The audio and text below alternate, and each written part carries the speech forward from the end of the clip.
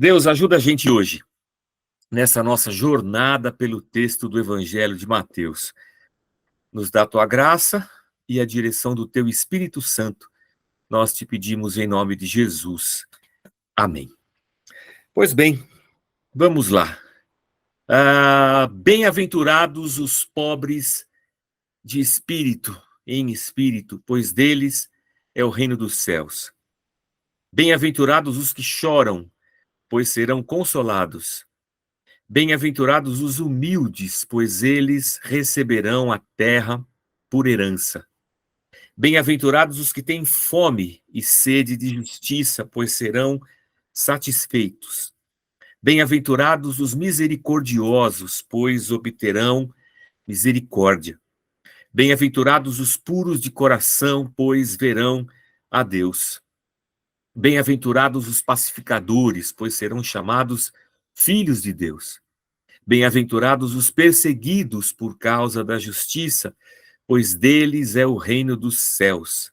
Bem-aventurados serão vocês, quando por minha causa os insultarem, os perseguirem e levantarem todo tipo de calúnia contra vocês. Alegrem-se, regozijem-se, porque grande é a sua recompensa nos céus, pois da mesma forma perseguiram os profetas que viveram antes de vocês. Esse aqui é a primeira parte que o livro traz para a gente, né? Seguindo aqui a sequência do livro, e é aqui que a gente começa. Nós estamos na página 14 do livro, tá?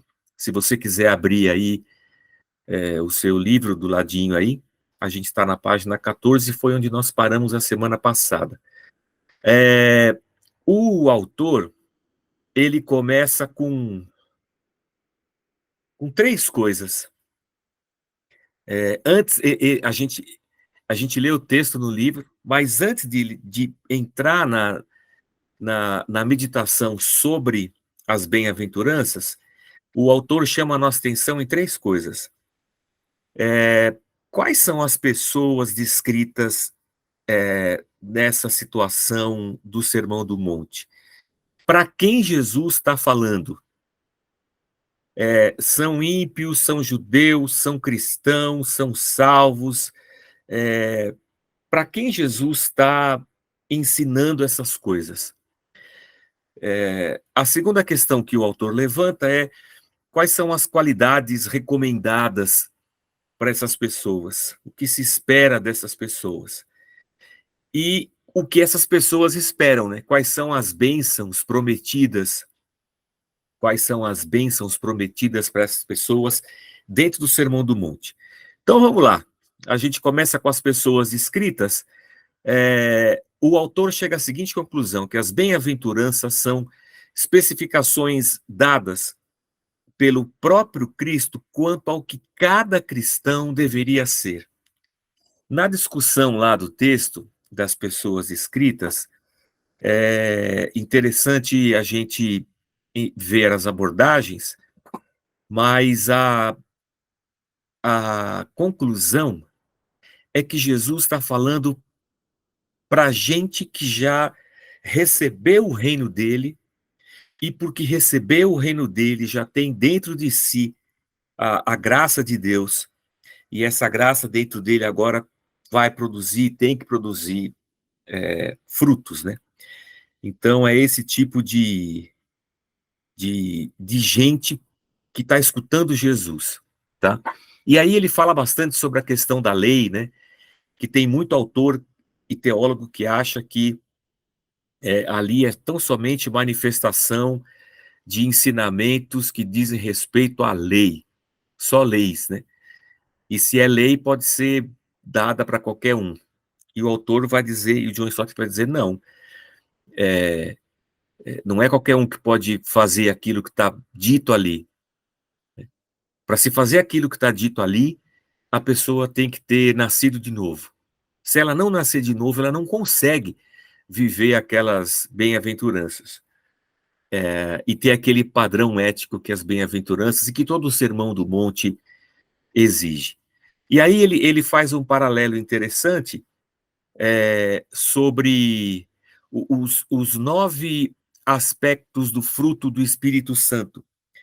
Quando a gente vai lá para Gálatas, capítulo 5, e a gente vai lá, a gente vai ver o fruto do Espírito Santo, e a gente chama de o fruto do Espírito Santo, porque é assim que o texto traz para a gente, é o fruto do Espírito Santo. Mas quando ele fala do fruto, ele fala de 9 coisas, não uma só. Bondade, mansidão, domínio próprio, e aí vai. São 9. As bem-aventuranças são 8. E para o autor, para o John Stott, os 9 aspectos do fruto e as 8 bem-aventuranças, elas são semelhantes, elas carregam em si essa semelhança. Tanto o fruto do Espírito quanto as bem-aventuranças só são possíveis para quem nasceu de novo. Só são possíveis para quem recebeu o dom da graça de Deus. Porque é a partir dessa experiência com Deus, com a salvação, com a graça, com o Espírito Santo, é que a pessoa consegue manifestar o fruto e manifestar tudo aquilo que as bem-aventuranças trazem para a gente. Eu coloquei aqui 9 aspectos do fruto do Espírito Santo versus dons do Espírito. O autor também fala disso, né? O dom do Espírito é aquilo que Deus dá, e os 9 aspectos do fruto é aquilo que se produz dentro de cada cristão. Então, enquanto o dom é uma dádiva, o fruto é esse produzir de Deus dentro do ser humano. E as bem-aventuranças também. O autor até fala para a gente que Jesus não está falando ali de 8 tipos de crente. Tem aquele que é pobre de espírito, tem aquele que tem fome e sede de justiça, tem aquele disso, aquele daquilo. Não, o discurso de Jesus é sob a perspectiva de que cada cristão precisa manifestar na sua vida essas 8 bem-aventuranças. Aí, o autor vai falar para a gente, em segundo lugar, das qualidades recomendadas. E uma coisa interessante que ele vai chamar a nossa atenção é que a pobreza e a fome a que Jesus se refere nas bem-aventuranças são condições espirituais. São os humildes, são os pobres de espírito. E aqueles que têm fome e sede de justiça, que ele vai declarar bem-aventurado. Então, para manifestar aquelas bem-aventuranças, se espera alguém que reconhece em si sua miséria, reconhece a sua incapacidade de responder àquele sermão. Eu não consigo viver isso aí que Jesus está falando. Isso aí é demais para mim.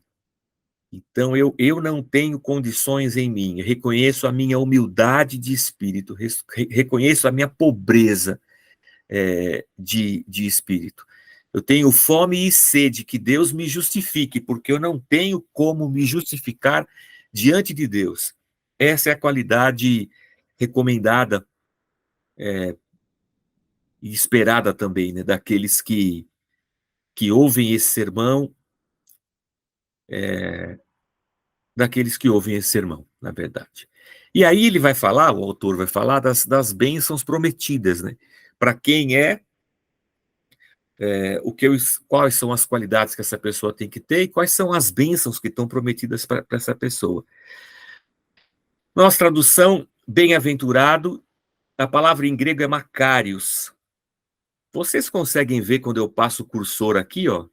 Dá para ver? Ou não? Sim. Sim, tá. Aqui é o M, aqui é o A. Eu estou usando os nomes em português, tá? Esse aqui é o M, o A, o K, o A de novo, o R, o I, o O e o S. Então, Macarius, em grego. Macarius é a palavra que a gente traduz como bem-aventurado, e que algumas versões, e o autor cita várias, e principalmente na linguagem de hoje, da SBB, a tradução é feliz. ao invés de bem-aventurado, feliz. Então, as bênçãos prometidas como dons da graça imerecida, e aqui o autor já faz questão de... o que aconteceu? Parou o negócio aqui.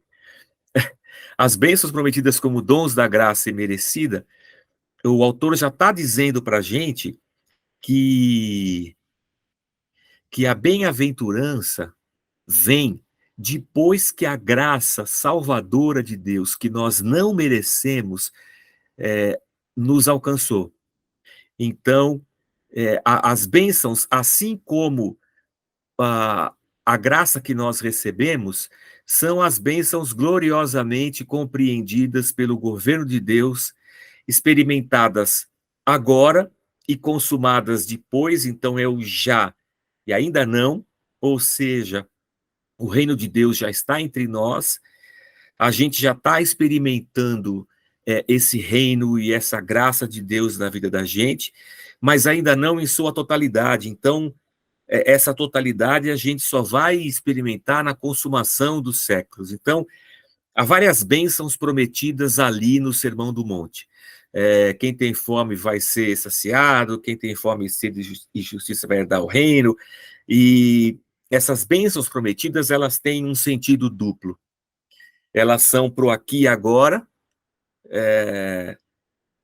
e elas têm um cumprimento que é escatológico, né? Que é no reino vindouro, no porvir. E é interessante que a maioria dessas bênçãos vem no tempo presente do grego, e o tempo presente na língua grega é semelhante ao nosso gerúndio. O tempo presente na língua grega é uma ação contínua.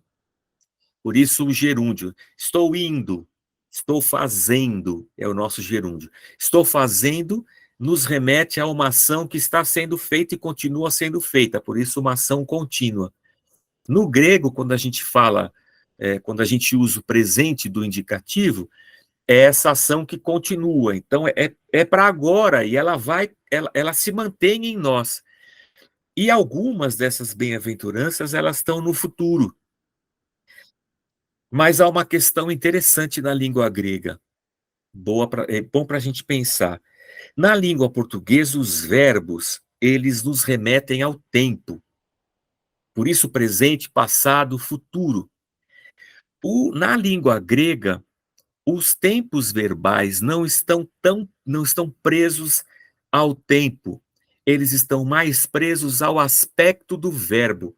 Qual é o aspecto desse verbo? Qual é a ação que está acontecendo? Então, por exemplo, quando você usa um verbo que na língua grega representa o passado, ele não está dizendo que isso aqui aconteceu lá atrás, ele está dizendo que essa ação já foi feita e já acabou.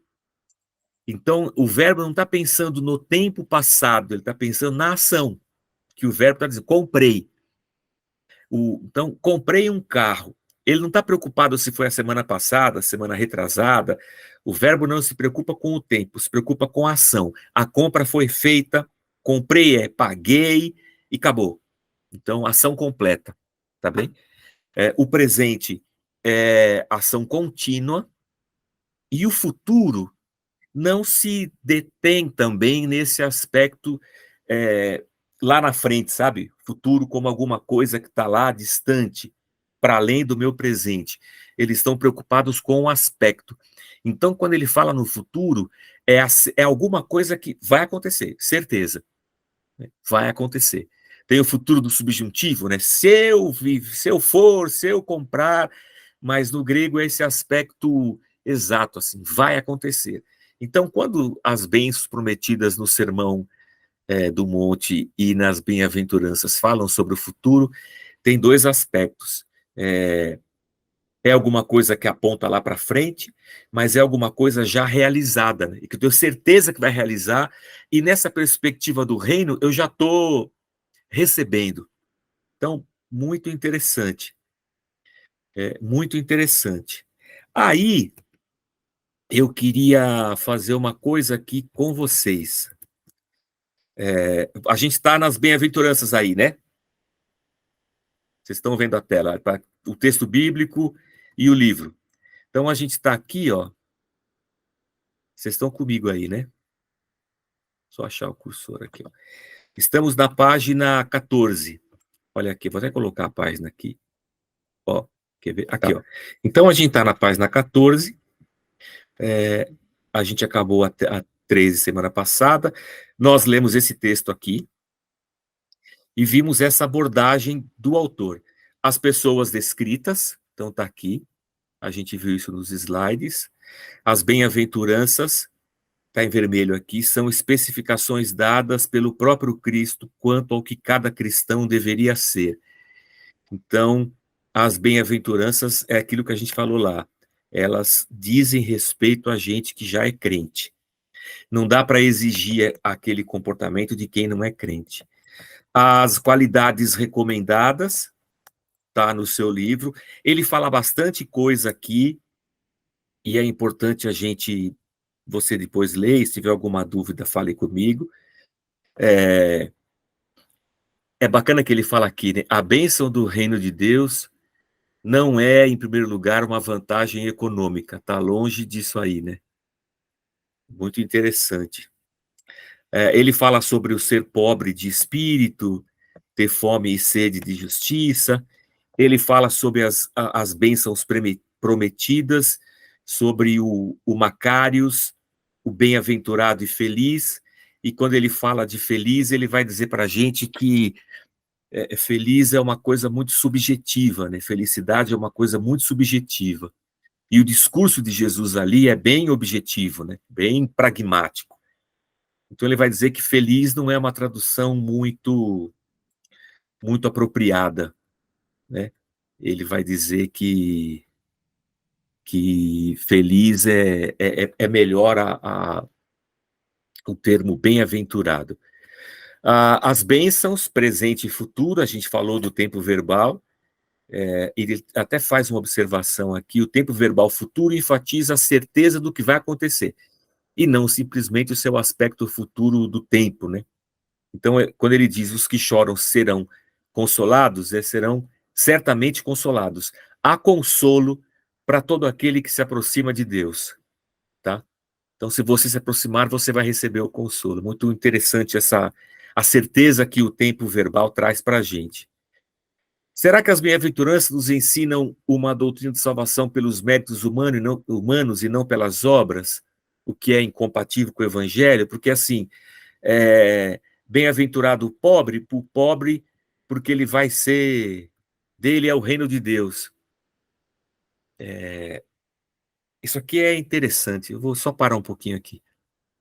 Tem tradutor e tem gente ao longo da história da fé cristã que vai olhar para esse texto e pensar assim, é exatamente isso, bem-aventurados os pobres porque eles verão a Deus. Então isso significa que só o fato do cara ser pobre, ele já está salvo e já tem Deus. Interessante isso aqui, né? Não só interessante, como quando você lê um pouco do aspecto da teologia da libertação,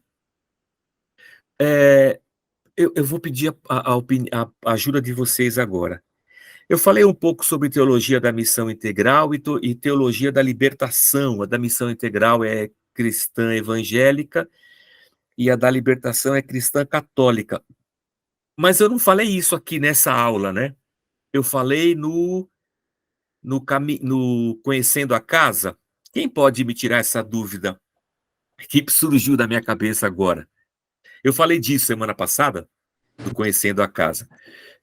Quando Jesus prega aqui, bem-aventurados os pobres, porque eles verão a Deus, Jesus não está dizendo que só por ser pobre o cara já está salvo. Não, não é essa a abordagem de Jesus. Eu acho que seria meio desonesto você colocar esse raciocínio na cabeça de Jesus, lá naquele momento em que ele está ensinando o Sermão do Monte. Na teologia da libertação, que é uma teologia latino-americana, católica, a teologia da libertação entende o pobre como o locus da salvação. O pobre já tem Deus, está salvo, porque ele é pobre. E a teologia da libertação entende a libertação desse pobre é a ascensão da vida social, da vida produtiva, do seu trabalho, a sua libertação da opressão das classes, sabe? Tem um aspecto bem marxista, assim, bem marxista. A libertação não é a salvação que nos liberta do pecado para uma vida de esperança em um futuro que nós viveremos com ele ressurretos. É a libertação da opressão da vida aqui e agora. Então você é pobre, você está salvo, e agora nós, igreja, vamos lutar para que você se liberte das garras do seu opressor, da classe dominante. Mas aqui no texto, quando Jesus diz bem-aventurados os pobres, porque eles verão a Deus, ele está falando de pobre de espírito. E esse enfoque do pobre de espírito é aquela coisa de quem reconhece em si a sua miséria. Eu até pintei de azul aqui, deixa eu ler para vocês. Tanto as especulações de Windisch quanto os temores dos dispensacionalistas são infundados. Na verdade, a primeira das bem-aventuranças proclama a salvação pela graça e não pelas obras, ou seja, bem-aventurados os pobres, porque eles verão a Deus. Não é que ele vai ser salvo porque ele é pobre. É isso que ele está dizendo. Proclama a salvação pela graça e não pelas obras, pois ela promete o reino de Deus aos humildes de espírito. Isto é, as pessoas que são tão pobres espiritualmente que nada têm a oferecer para mérito seu. O leitor pode imaginar com que veemente indignação Lutero, o reformador, repudiou a sugestão feita por alguns contemporâneos seus, de que o Sermão do Monte ensina a salvação pelos méritos. Acrescentou à sua exposição, o Lutero tem um texto sobre o Sermão do Monte, e ele gasta 10 páginas desse material, desse livro, falando só sobre isso aí, só sobre essa questão de que a salvação é pela graça. E aí eu vou pintando, eu vou lendo e vou pintando.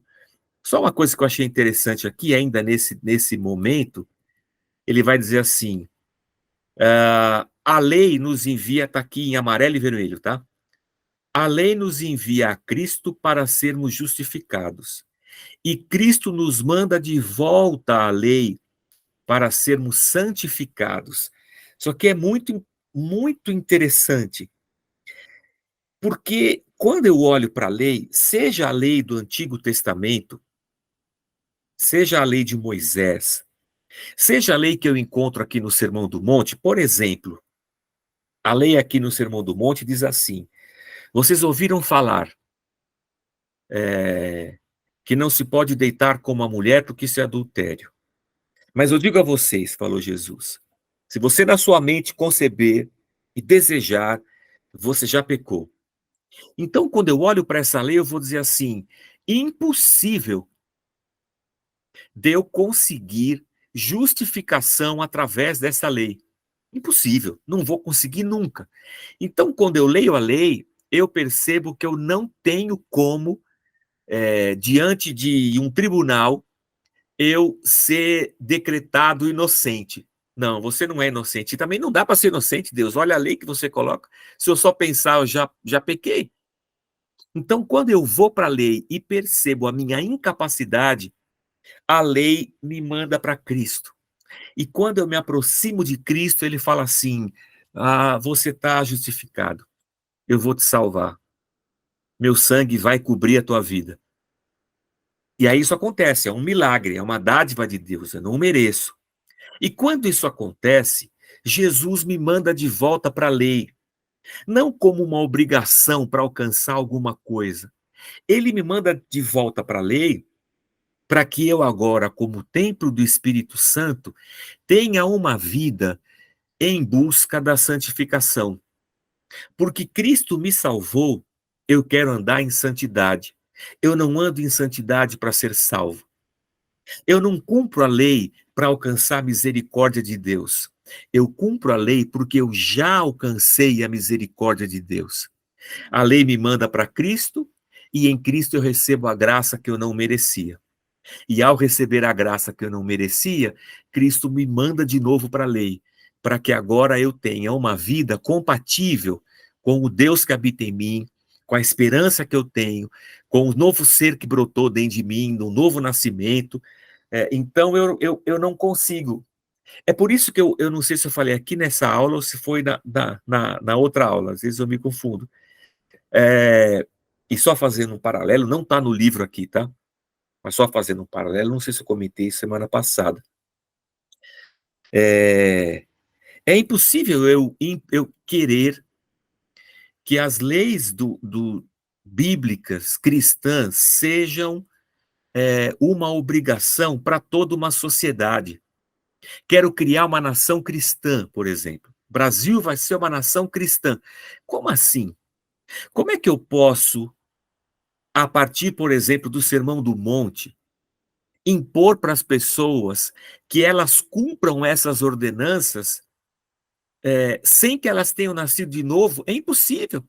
Ninguém consegue. Para que a gente consiga chegar perto disso, eu preciso mortificar minha carne, eu preciso ter recebido a graça de Deus, nascido de novo, ser uma nova criatura. Eu preciso que o Espírito Santo dentro de mim me ajude, me fortaleça nessa minha luta contra o pecado. Então não dá para eu impor para a sociedade um padrão de vida que é impossível de ser alcançado, como se fosse uma lei de obrigação para as pessoas. Não, porque isso não vai produzir nada nelas. Ninguém alcança Deus pela obediência da lei. Ninguém alcança a misericórdia tentando cumprir a lei. A gente alcança isso gratuitamente quando eu reconheço a minha miséria. É por isso que o anúncio de Jesus Cristo, quando ele chega, não é cumpram a lei, é arrependam-se. Chegou o reino, arrependam-se. Jesus não vem com uma moralidade, com uma ética, ele não vem impondo regras e leis, ele não vem legalista, ele vem dizendo: arrependam-se. E se arrepende aquele que, tendo tentado alcançar Deus, talvez pelos seus próprios métodos, se percebeu miserável. Encontrou a maldade dentro do seu coração, encontrou o pecado dentro de si, aquele que olha para si mesmo e fala: puxa vida, eu preciso de Deus. Aí eu encontro nessa jornada Cristo.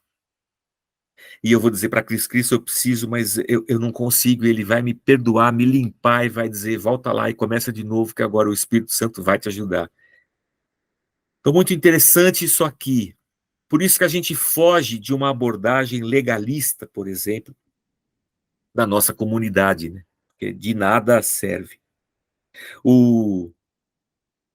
E aí o autor vai citar aqui Lutero, né? Achei interessante essa abordagem aqui do Lutero, né? O Sermão do Monte, ele é um sermão Moisíssimo Moisés.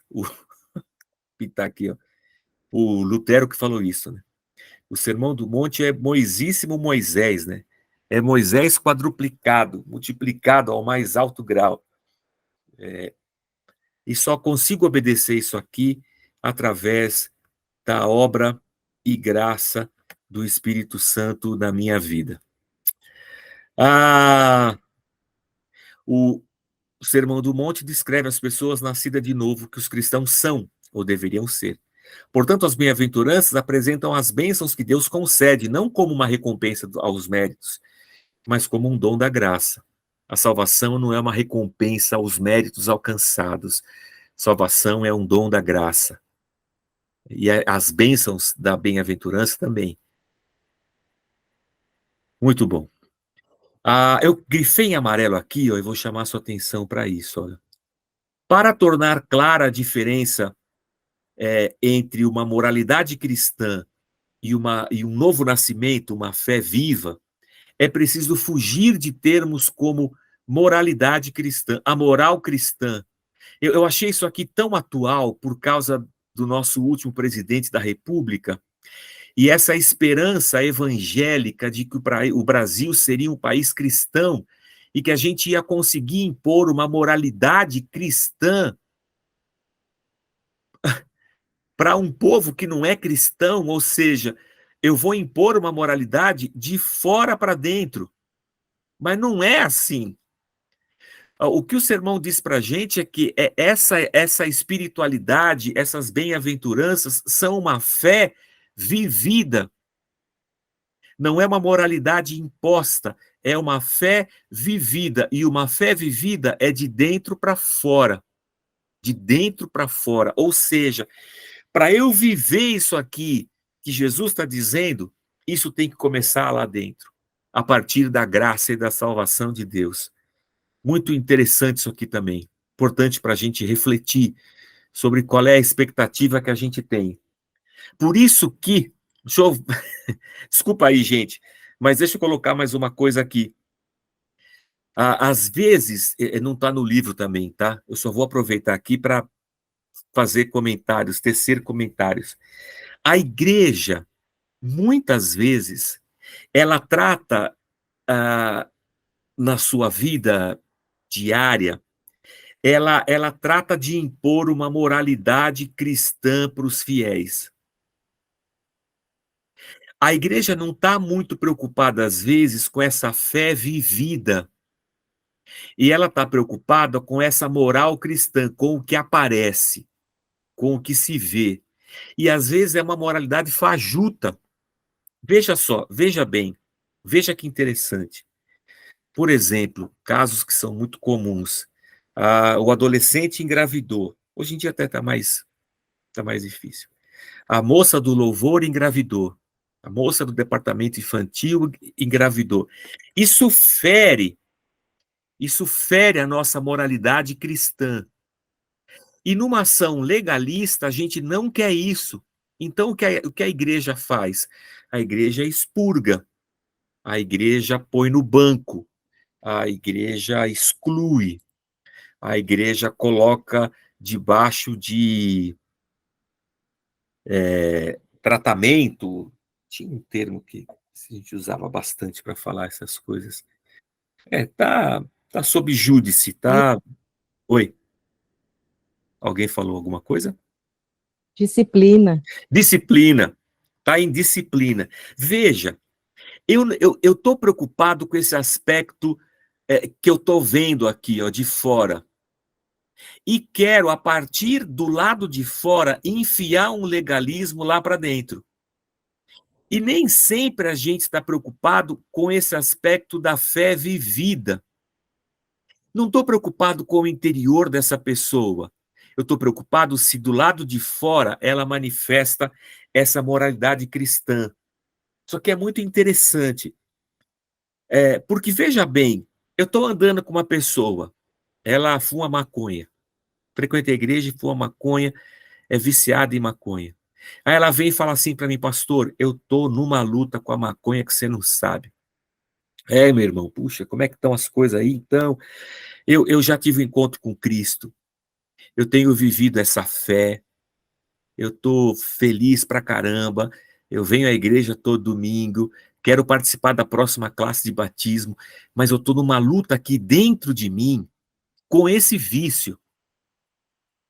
E eu sei que tem dia que eu não me sinto forte o suficiente, aí eu caio.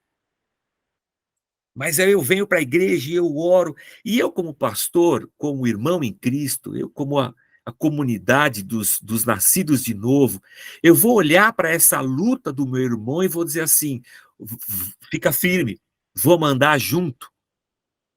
Me liga, a gente conversa, a gente ora junto, lê esse livro, sabe? Porque eu, como igreja, eu sei que todos nós somos pecadores. E todos nós, de dentro para fora, estamos sendo transformados. E essa transformação não é obra da igreja. Não é moralismo cristão.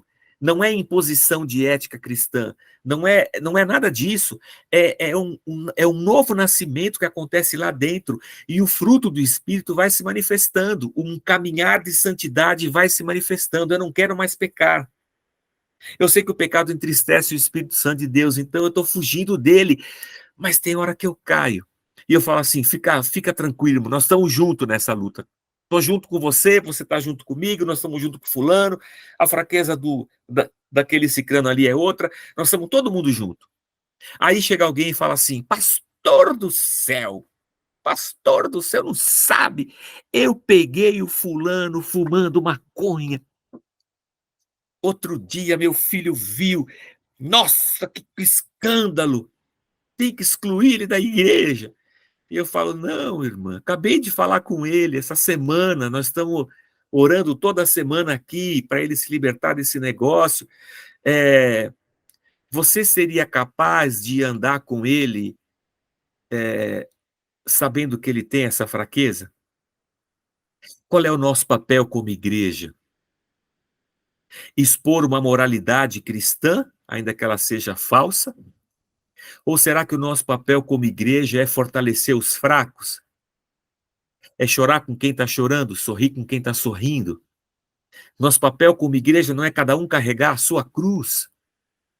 Ou é eu querer resolver a cruz do outro e impor para ele um legalismo que nem eu consigo obedecer? Será que não seria nosso papel como igreja caminhar um com o outro, ajudando e sendo ajudado? Então, nem dentro da igreja eu posso caminhar nessa moralidade aparente. Nem dentro da igreja. Que dirá fora, num Estado cristão. Não dá, né? Mas só um parênteses aqui. Um parênteses aqui. Aí o autor começa, então, as bem-aventuranças, que até agora nem começou, né? Vai começar agora. Ó. Bem-aventurados os humildes de espírito. Já mencionamos que o Velho Testamento fornece os antecedentes necessários para a interpretação desta bem-aventurança. No princípio dessa fé judaico-cristã, lá no Antigo Testamento, pobre era pobre mesmo. Mas gradualmente, quando a gente vai olhando para todo o relato bíblico, a gente percebe que essa pobreza passa a ser mais do que só necessidade financeira, material. Passa a ser identificado como, ele até grifei aqui, ó, uma humildade, uma humilde dependência de Deus. E ele chama a gente aqui para Sofonias 3:12, que ele vai citar essa questão dos necessitados, né, daqueles que têm uma humilde dependência de Deus. O salmista também. O salmista se chama de esse aflito, que clamou a Deus em sua necessidade, o Senhor o ouviu e o livrou de todas as suas tribulações. Aonde está isso aí? Está no Salmo 36, versículo 4. Vamos ver isso aqui, gente? Eu vou ver, eu quero ver isso aqui com vocês. Então eu vou fazer de novo aquilo que eu fiz, tá? Vocês devem. A transmissão parou e eu vou mostrar um texto da Bíblia para vocês. Vamos lá. Olha só, vou para o texto bíblico. Vocês estão vendo o texto aí, não tá? Era Salmo 34. Peraí. Salmo 34, versículo 6. Olha, apareceu aqui em cima, tá vendo? Vocês estão vendo aí, né? Sim. Clamou este aflito. É o salmista. Eu clamei ao Senhor, esse aflito. Aflito. Vou apertar aqui, ó. Vocês estão vendo aí a telinha? Apareceu esse Sim. termo aqui em hebraico, aqui em cima, ó. Essa parte de baixo é um A. Isso aqui, que parece um C quadrado ao contrário, é um N. E essa bolinha com esse risquinho é um I. Então, o que está escrito aqui da direita para a esquerda? Ani. Ani. A tradução está aqui, ó. A transliteração para o português, ó. Ani. Tá vendo aí, né? Ani. Quando o salmista diz, eu clamei, clamou este Ani, é pobre, é aflito, é humilde, é miserável, é pobre e fraco, é pobre, fraco e aflito, é modesto. Então, vai além da questão financeira, da questão material. É o cara que reconhece a sua miséria, a sua pobreza, a sua fraqueza, a sua necessidade. E aí ele vai dizer assim, ó, clamou este aflito, o Senhor o ouviu e o livrou de todas as suas tribulações. Quando Deus ouve e livra o salmista das suas tribulações, o salmista vai dizer assim, eu vi Deus. Eu vi Deus aqui, ó, se movendo na minha vida, porque Deus me livrou das minhas tribulações. Deus me ouviu. Então, bem-aventurado é o pobre, porque ele vai ver Deus. Então, não é só o pobre que é pobre de dinheiro, que agora Deus vai enriquecê-lo. Não. É o pobre que se viu aflito e falou: não tenho como resolver isso. Aí Deus vem, ouve esse clamor. E concede a esse aflito a sua graça. E concedendo a esse aflito a sua graça, esse pobre vê Deus. Interessante isso aí, né, irmãos? É um negócio bem bacana. Aí eu parei a transmissão, vou voltar aqui para outra coisa, tá? A gente vai voltar aqui lá para o texto do John Stott. Voltei para o texto aqui. Então, o salmista vai dizer isso aí, isso vai estar de novo aqui, ó, porque ele vai dizer assim, ó. Deixa eu passar para a próxima página aqui. Descer para a página 19. Essa citação aqui é de quem? Isaías 41, 17. Vamos dar uma olhadinha aqui? Olha só. Isaías 41, 17. O aflito, o homem pobre no Velho Testamento, é aquele que está sofrendo e não tem capacidade de salvar-se por si mesmo e que por isso busca a salvação de Deus, reconhecendo que não tem direito a essa salvação. Essa espécie de pobreza espiritual foi especialmente elogiada pelo profeta Isaías. São os aflitos e necessitados que buscam águas e não têm água, cuja língua se seca de sede, aos quais Deus promete abrir rios nos altos desnudos e fontes no meio dos vales, e tornar o deserto em açudes de água e a terra seca em mananciais. Onde é com essa citação? Isaías, olha lá. Isaías 41, 17. Vamos lá para Isaías? Vamos, eu preciso encerrar essa transmissão e abrir outra. Vamos lá. Vamos para o texto do profeta. Quem lembra onde era? Que eu já esqueci. Isaías 47, né? Olha lá, Isaías. Vou lá voltar aqui. Isaías 41. Obrigado, Flávia. 41, 17 aqui, 17. Vai aparecer aqui em cima. Ó. Os aflitos e necessitados buscam águas e não as há. E a sua língua se seca de sede, mas eu, o Senhor, os ouvirei. Eu, o Deus de Israel, não os desampararei. Os aflitos e necessitados não vão encontrar, mas eu os ouvirei. E eu não os desampararei. Ou seja, é Deus quem faz. Aflito de novo aqui, ó. Aflitos de novo. Ani, ani, ani. E necessitados, entra um novo termo agora, ó. Isso aqui, essas três pintinhas aqui são um E. Essa letra aqui, ó, é o B.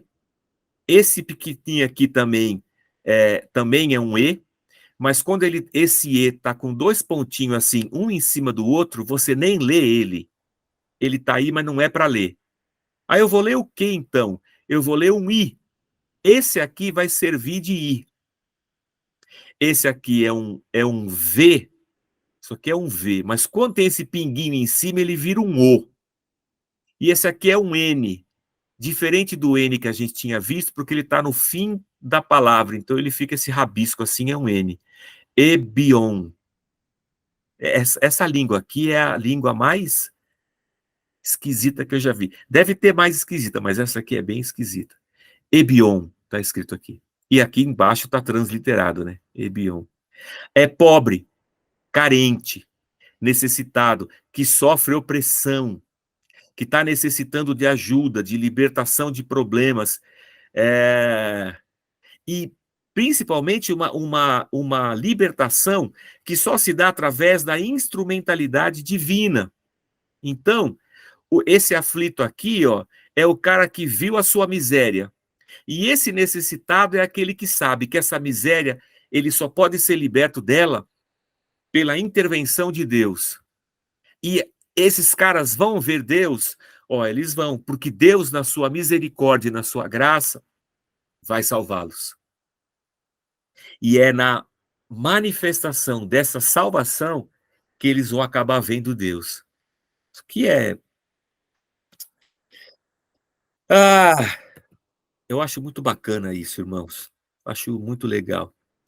E a gente preocupado aqui com umas coisas que só o sangue de Jesus. Muito bem. Aí, ó, uma coisa interessante que o autor fala aqui, quando ele fala de Isaías, e ele cita Jesus Cristo quando prega na sinagoga, né? O Espírito do Senhor está sobre mim, porque o Senhor me ungiu, eu estou aqui, ó, para pregar boas novas aos quebrantados. Mais ainda, os ricos inclinavam-se a transigir com o paganismo que os rodeava. Eram os pobres que permaneciam fiéis a Deus. Então a gente tem que fazer uma pausa aqui, ó. Historicamente, os pobres se apegavam mais a Deus e os ricos se apegavam às suas riquezas. Historicamente. Hoje, isso também não é diferente. O pobre não tem como, ele vai se apegar a Deus. E o rico vai se apegar à sua riqueza. É por isso que o jovem rico vai falar com Jesus, e Jesus diz para ele assim, vai, vende tudo que você tem e dá aos pobres. E ele fala assim, se eu vender tudo que eu tenho, eu vou perder o único Deus da minha vida, o meu dinheiro. E ele prefere ficar com o dinheiro dele. Ele prefere continuar escravo do seu dinheiro, igual o ímpio, o pagão que está ao redor dele.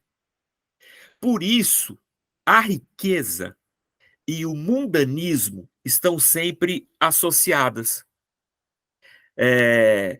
Ser rico é ser mundano. Não que isso seja uma verdade absoluta, mas que é mais fácil, por causa da riqueza, eu me afastar de Deus e me apegar ao mundanismo do que outra coisa. Assim como também a pobreza e a piedade acabam sendo sempre andando juntas. E no cristianismo, ao longo dos séculos, durante a Idade Média, por exemplo, o voto de pobreza era uma coisa assim forte. Você tinha ordens cristãs, ordens católicas, ordens cristãs, que tinham voto de pobreza. Franciscanos, e outras classes de monges que optavam pela pobreza como uma forma de piedade. Eu tenho um conhecido, eu não posso chamar de amigo porque eu não tenho relacionamento assim tão íntimo, é meu conhecido. Eu gostaria muito até de ser amigo, mas às vezes não dá tempo para nada. Mas ele tem um voto de vida simples. O John Stott, a gente está lendo o livro do John Stott, né? O John Stott, ele tinha um voto de vida simples. Todo o dinheiro dos livros que o John Stott vendeu ao longo da vida dele no mundo, todo o lucro ia para uma fundação. E essa fundação do John Stott, ela fazia assim, ela levantava estudantes que se destacavam em países do terceiro mundo de teologia, levava esses estudantes para a Inglaterra para estudarem, para que eles voltassem para os seus países com mais estofo teológico, sabe? Para servirem a Deus ali. Então, era uma fundação que dava bolsas de estudos para pessoas do terceiro mundo, África, América Latina, para que eles tivessem condições de ter um bom estudo teológico e voltassem para a sua terra, servindo a Deus com mais qualidade. O próprio John Stott era um cara que tinha voto de vida simples, né? Então, a pobreza está sempre associada à piedade. Vida simples não é vida de miséria, de pobreza. Vida simples é uma vida que foge dos padrões dessa sociedade de consumo, né? Dessa sociedade de consumo. Então, ser humilde é essa coisa de ser pobre de espírito, é reconhecer essa pobreza espiritual, é reconhecer que não é no consumo que eu vou encontrar a felicidade, eu vou encontrar o sentido da vida, é esse reconhecimento da minha pobreza humana, da necessidade que eu tenho de Deus, da minha falência espiritual, da minha condição de pecado. Estou debaixo da ira de Deus por causa do pecado. Eu não tenho nada a oferecer a Deus. Não tenho nada para oferecer a Deus. Eu vou dar o que para Deus? Eu vou fazer um voto de R$ 1.000? O que são R$ 1.000 para Deus? Ah, vou fazer um voto de R$ 100.000. E o que são R$ 100.000 para Deus? O Deus que criou os céus e a terra. O Deus que pela sua palavra cria. O Deus que pela sua palavra cria. Ele dá ordem e do nada ele faz vir a existência. O que eu tenho a oferecer para esse Deus senão um coração quebrantado? Quando Jesus, o Deus encarnado, vem à Terra, ele não pede nada a não ser arrependei-vos. Eu não preciso de dinheiro, eu sou Deus. Eu quero que você se arrependa para a gente poder caminhar junto de novo. Eu não tenho nada para reivindicar, eu vou reivindicar o que para Deus? Tá cheio de música evangélica falando sobre restituição.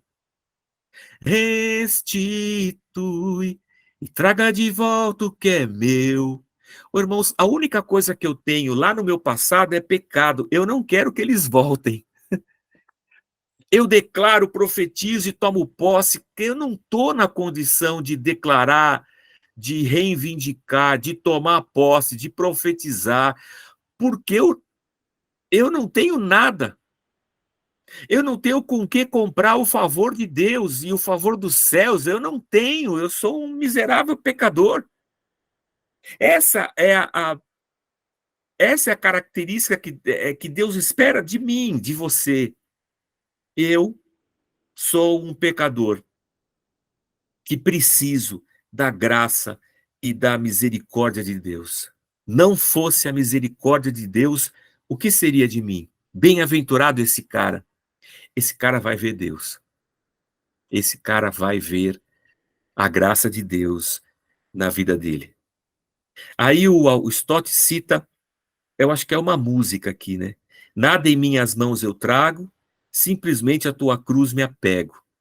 Nu espero que me vistas, desamparado aguardo a tua graça. Mal a tua fonte corro, eu sou mau, né? E corro para a fonte de Deus. Lava-me, Senhor, ou morro. Esse é o pobre de espírito que vai ver Deus.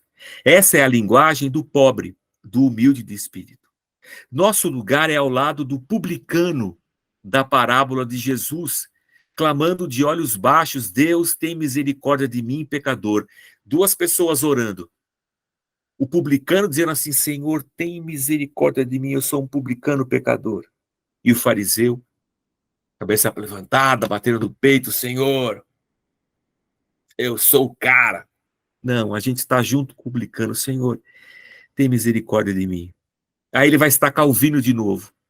Como Calvino escreveu, só aquele que em si mesmo foi reduzido a nada e repousa na misericórdia de Deus é pobre de espírito. Esses, e tão somente esses, recebem o reino de Deus, pois o reino de Deus que produz salvação é um dom tão absolutamente de graça quanto também imerecido. Tem de ser aceito com a dependente humildade de uma criancinha. Por isso que o reino de Deus é das crianças, né? Assim, até pintei de amarelo aqui. Assim, bem no começo do Sermão do Monte, Jesus contradisse todos os juízes humanos e todas as expectativas nacionalistas do reino de Deus. E aqui já começa uma contracultura, né? O reino é concedido ao pobre, não ao rico. Ao frágil, não ao poderoso. Às criancinhas bastante humildes para aceitá-lo, não aos soldados que se vangloriam de poder obtê-lo através da sua própria bravura. Nos tempos de Nosso Senhor, nos dias de Jesus, lá no primeiro século, quem entrou no reino não foram os fariseus que se consideravam ricos, tão ricos em méritos, que agradeciam a Deus por seus predicados, né, pelas suas qualidades.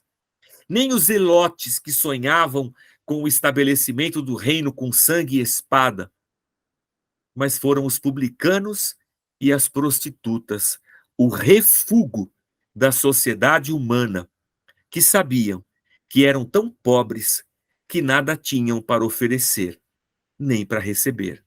Tudo o que podiam fazer era clamar pela misericórdia de Deus, e Deus ouviu o clamor deles. Incrível isso, né? Eu acho isso incrível. Cada vez que eu me debruço sobre isso, eu percebo o quanto da graça de Deus chegou até nós. Deixa eu fazer um paralelo aqui, ó, são 9h33, eu vou parar aqui na primeira, tá? Os que choram fica para a semana que vem.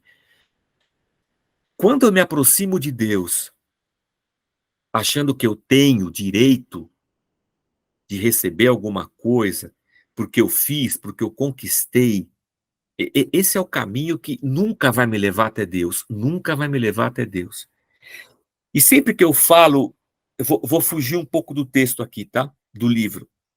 Sempre que eu falo na classe do Conhecendo a Casa, a respeito da nossa visão sobre liderança da igreja, eu cito um exemplo que eu vivi no passado, dentro de uma denominação neopentecostal, e que eu acho que está muito presente em muita igreja hoje em dia.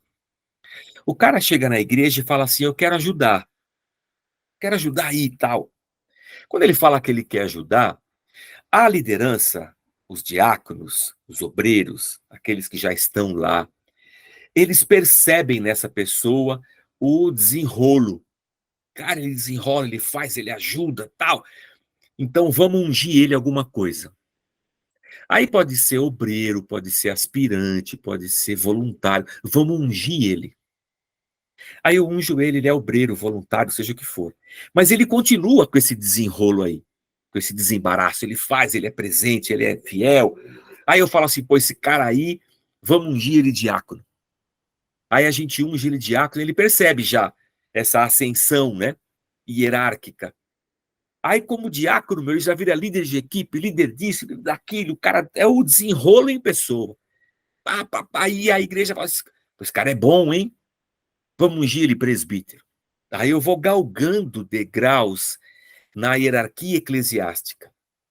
Veja, eu não falei de vocação, eu estou falando só dessa estrutura. Aí ele é ungido presbítero.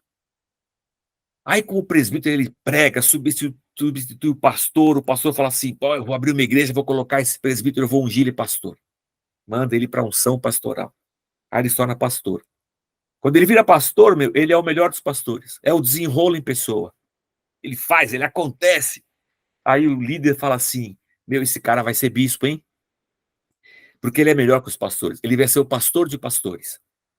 Beleza. Aí ele vai para unção, vira bispo. Aí ele se torna bispo. Aí eu digo assim para você, para um pouco. Vamos parar um pouco agora dessa história fictícia, tá? Parar um pouco agora. Quando esse bispo olha para trás, para a jornada que ele teve, como aspirante, obreiro, seja lá o que fosse, depois diácono, depois presbítero, depois pastor e agora bispo, a tendência é ele perceber que o esforço dele o levou até onde ele está.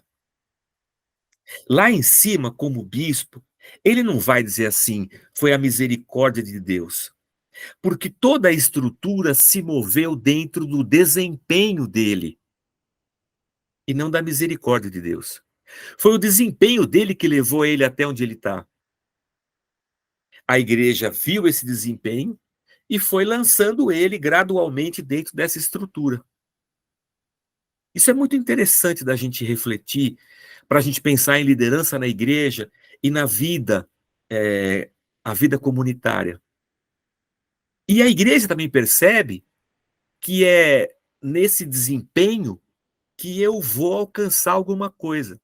E aí, o jovenzinho, ele percebe a possibilidade de uma ascensão meteórica dentro dessa estrutura igreja. Ele pode ser pastor, se ele tiver um desempenho. Ele nem precisa fazer teologia, nem precisa ter uma faculdade. De repente ele vira chefe como pastor. E pode até virar bispo, tomando conta de um monte de gente. Ele nunca vai se aproximar de Deus. Eu não quero tratar isso como com absolutos, tá? Tudo isso aqui é uma história fictícia. Mas a tendência é que essa pessoa sempre traga dentro de si uma certa vanglória. Quando eu fui diácono, eu fui o melhor dos diáconos. Quando eu fui presbítero, eu fui o melhor dos presbíteros. Quando eu fui pastor, eu fui o melhor dos pastores. Por isso, hoje eu sou bispo. É o desempenho. O que coloca a igreja do lado do mundo. Porque esse mundo que a gente vive hoje é essa questão do desempenho também.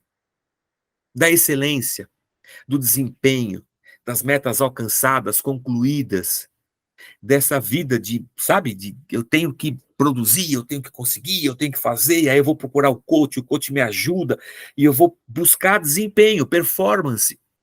Ou seja, aquilo que dita os movimentos do mundo acabou entrando na igreja, ditando também as questões da vocação